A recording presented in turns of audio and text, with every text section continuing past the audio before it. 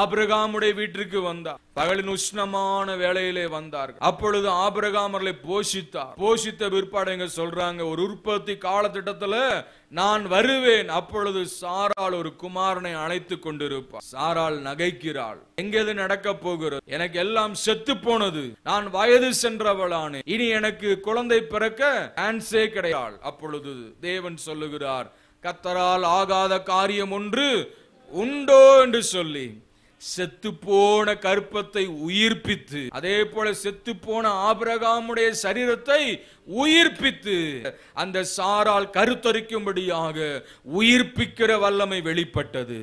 அதே போல உங்கள் சரீர அவயவங்களிலே, உங்கள் சரீர உறுப்புகளில் ஏதாவது ஒரு பகுதி செத்து போயிருக்கிறதோ, செயலற்று போயிருக்கிறதோ, செயல்படாமல் இருக்கிறதோ, அதை உயிர்ப்பிக்கிற வல்லமை இயேசுவிடத்தில் இருக்கிறது.